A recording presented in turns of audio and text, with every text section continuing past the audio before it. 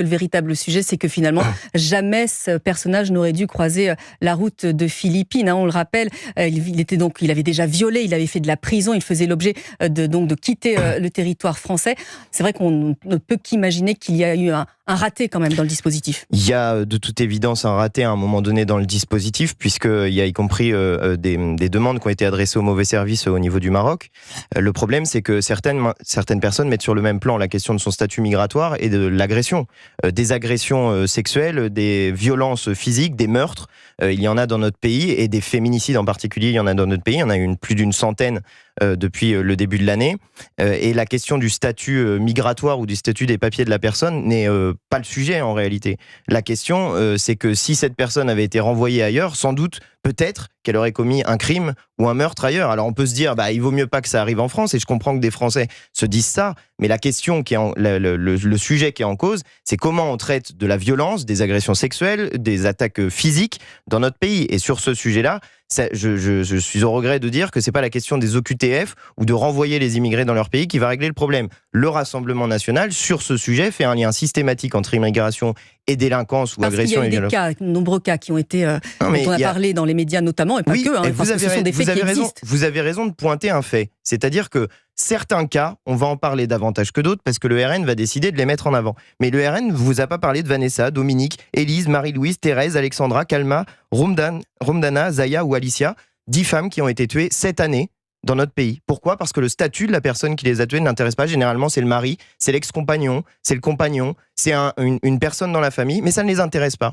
Voilà. Ça, quand c'est des personnes, quand c'est des violences intrafamiliales, quand c'est des personnes qui tuent à l'intérieur de la famille et qui sont des Français normaux comme les autres. Ce que montre d'ailleurs aussi sur la question des agressions sexistes et sexuelles en ce moment le procès de Mazan, c'est que ça peut être n'importe qui en fait, l'agresseur de Gisèle Pelicot. Mais là, vous entendez bien aussi, on a dévoilé ce sondage Europe 1 ce matin, où 78% des Français sont favorables justement à l'emprisonnement des individus sous OQTF.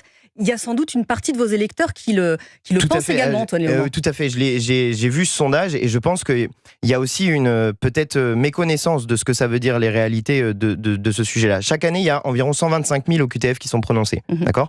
Prononcés généralement parce qu'il y a un refus de titre de séjour, ou il y a un titre de séjour qui arrive à date de péremption, puis on refuse de le renouveler.